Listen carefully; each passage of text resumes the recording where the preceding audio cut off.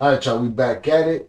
We were wrong to strong. We're going to get some more information on VAL, the Twins, Kato, whatever we can get that follows the Surviving on CHAPO series. If you haven't subscribed to the channel yet, please do so. I'll give you free content. You hit the button. Hello. Vieja. What's up, baby? How you doing? Just chilling, man. I just finished working out, you know? Yeah. No, I hear you. Hey, do me a favor. When the kids get home today, just go buy yourself a Bentley and just don't spend over 200K, just 200K, right? I guess this is supposed to be the Twins and their wives. Put my $100 on my books, yeah? Alright, baby. I'll let you. Love you. I never got to do that. Shit, I just wanted 50 bucks. The federal courts just filed a new investigation on Pedro and Margarito Flores, the twin brothers that put El Chapo away.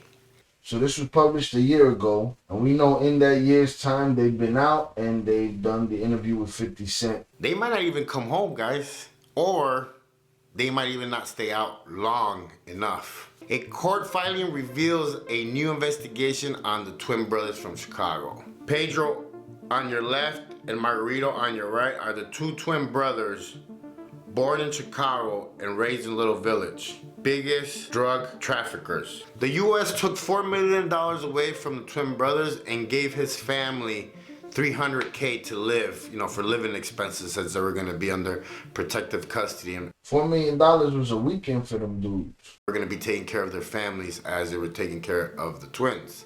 But the feds are saying that the twin brothers were spending money while they were incarcerated, you know, getting ready for the trial and all that stuff. So was there more money? I promise. I gave you all my money. Hurt that you think I would save money from you. I don't even speak Spanish no more. DEA thirsty. They're trying to pocket some of that money. 1 billion and 4 million is a big, you know. It's a big gap right there. Pedro bought his wife a 200K Bentley while he was in prison. At the end of the day, guys, that is what the government is looking for, money it wants. But that's what I don't understand. All right, y'all gave me all the excuses. Y'all gave me oh, they were just kids and kids make bad decisions. Oh, they were 20 years old. Oh, they were 19 years old. That mentality, the mentality of a kid and blah, blah, blah. These dudes is locked up, who knows how long, who knows what age, still making bad decisions. You know the feds smashed you. You know they know you hid a little something. You don't want them to know you hid a little something, but you go and you buying Bentleys. Make it make sense to me, because that wouldn't have made sense to me at 23 years old. I'm trying to hide this bread, but they're suited and booted in Bentleys. Like, it doesn't make sense. They got to own it. The viewers got to own it. Everybody got to own it. That clout is king. People are willing to make bad decisions and put themselves in bad decisions and incriminate themselves just to feel like some kind of royalty and make you think that they own some. Bentleys from jail. You wildin'. You just barely made it out of Mexico. At the end of the day, guys, that is what the government is looking for, money. It wants pretty much what it's got coming, and if you forfeit that deal, they can take back that deal and give you the years that you were supposed to be given. I'm telling you, it's like clout, attention, money is worth more than your life and your freedom. You sat there and took down a whole bunch of people because you didn't want to rot in a prison, right? You made the deal. You got to go do a little smack on the wrist. But now you jeopardizing that deal and you jeopardizing that whole program, everything that you just did, and your family's safety because you want, or your wife wants to roll around in a Bentley. Y'all wildin'. I'm not trying to hear no more excuses about age. They were young and they were immature and they were just kids. And no. No, you got to make a decision. Which is more important? If the clout and the money was more important, y'all should have just stood in the cartel. Y'all should have just never ratted nobody out. You would have had all the money that you want. You would have had to make a choice between. You would have had to pay for an army, basically. You'd have had to choose between two cartels, and made it happen and actually fought.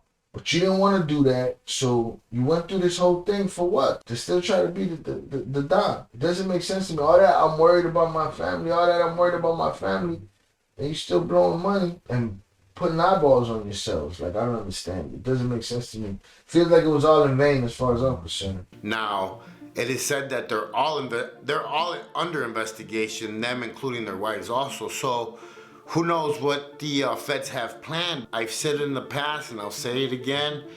You know, once the feds have you in their sight and you're under, you know, under their care or whatever you want to call it, they're gonna know everything that you're doing because they're listening to everything, they're watching everything, and they're doing their job. That's what they get paid for. They're paid to be like special ops to catch drug dealers and people that break the law. It's pretty simple, man. We just like to complicate things because it's in our nature and that's how we are. We try to sometimes think that we're smarter than the next or that our ideas are better.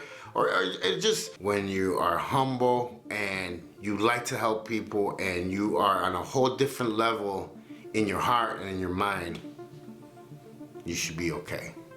You should stop buying Bentleys when you're in prison and you're supposed to be hiding money. Hide the money, bro. Get out. Then deal with the money. You know, let out 20 grand here and there. You know, but you wanna buy Bentleys. People that make those kind of decisions want people to look at it the way they look at it, like it was a good decision. No, it was a dumb decision. You say that you're trying to protect your family. You say you want to stay alive, but you put mad spotlights on yourselves. You say that you want your freedom, but you keep flashing bread in front of the cop's face. I don't get it. Unless y'all got one of them super deals. One of those Whitey Bulger, one of those lifelong FBI, CIA deals. I never seen nobody that look like they want to get caught so bad in my life. I'm here to give reactions, initial reactions.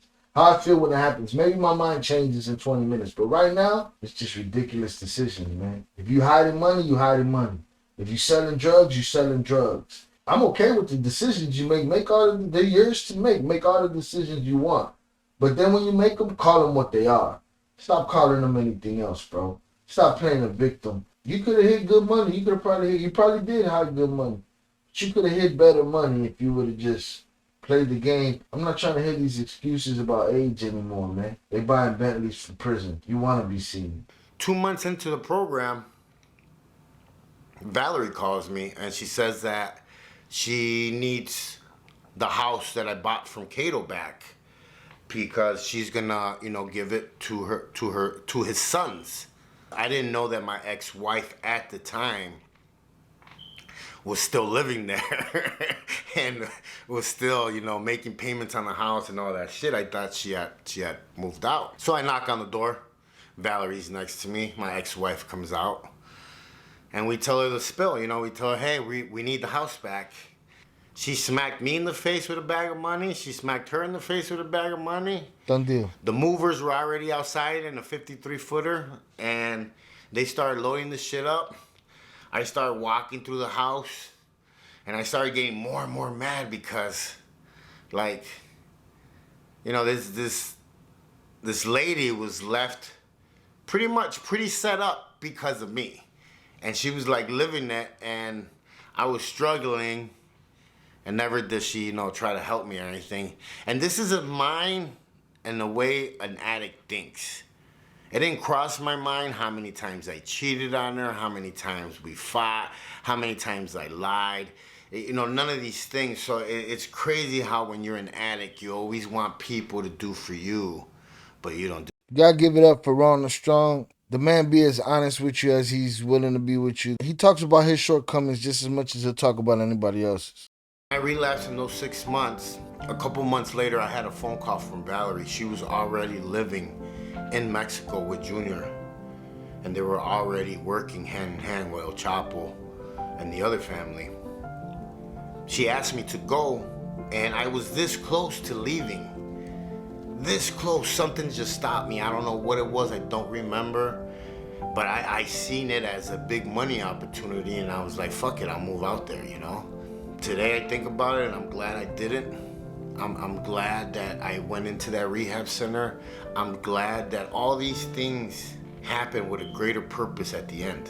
homies, you know, they just signed a big deal with 50. That's all coming. It's you know, it's in the early developmental stages, but it's signed. The ink is dry, you know. So now it's just a matter of, you know, myself and you characters that'll be in there, is getting ourselves prepared so that when that does happen, we impact and we're ready to go and tell ours, you know, elaborate on it, expand upon it, because, you know, they're the main characters in the story.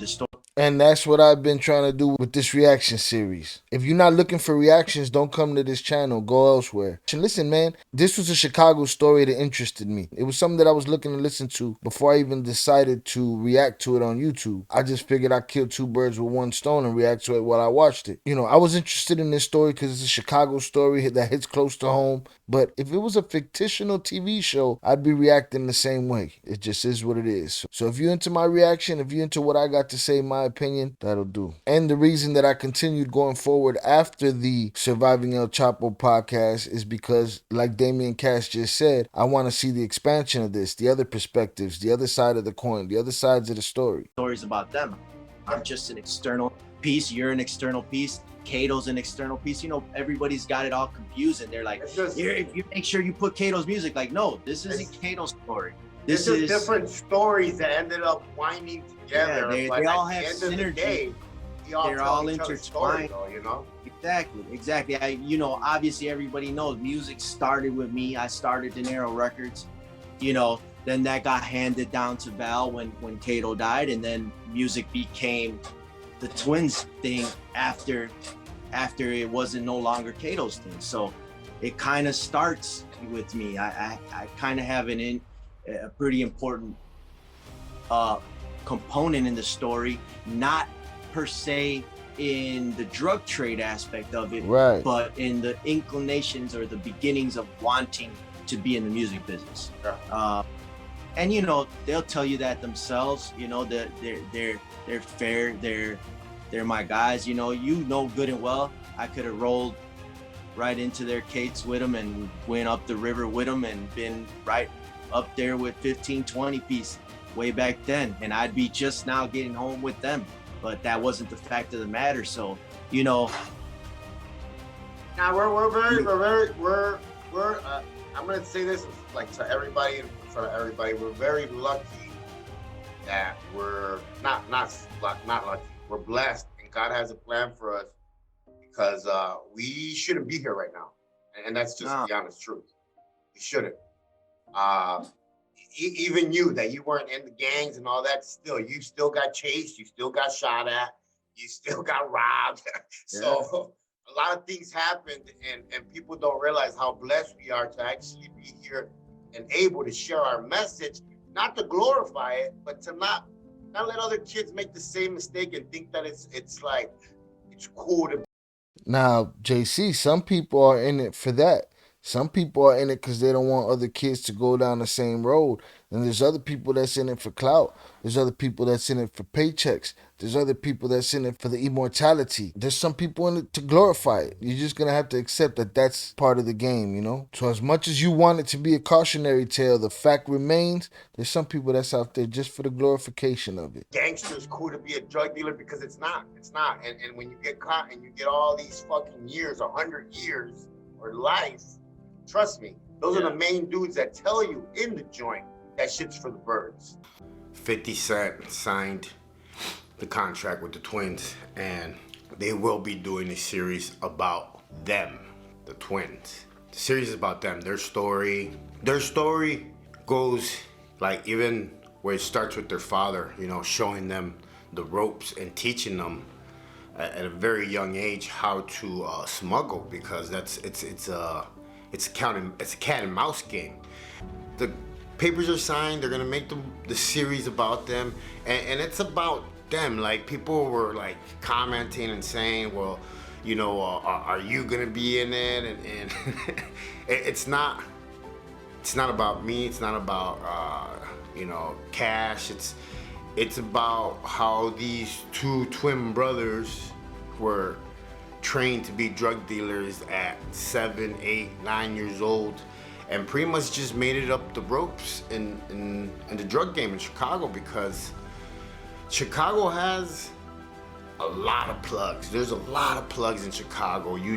And that's what the show was. That's what it ended up being. It ended up being their story. How their father got them in the game, you know, or how their lifestyle got them in the game. You know, I thought for a while that their father was grooming them to take over and to do this, that, and the other. But then when they decided they wanted to go home, it was no big deal to him, you know what I'm saying? And none of it was a big deal until they ratted. That's where he drew the line. But it was more than just their father bringing them into their game. Their mother was oblivious to it. As far as she was concerned, she didn't see nothing. See no evil, hear no evil, speak no evil. Father was against gang banging, but he was all for the cartel life. He was all for the having his kids involved in smuggling and seeing it all, being part of the rules to get across the border whenever they needed to fool a border patrolman or two, open to using his children to draw out snitches that he wanted to deal with. Like, they had quite the extraordinary life. You know, I'm not gonna sit here and say that, you know, I was like them, you know, bringing all this shit, because I wasn't.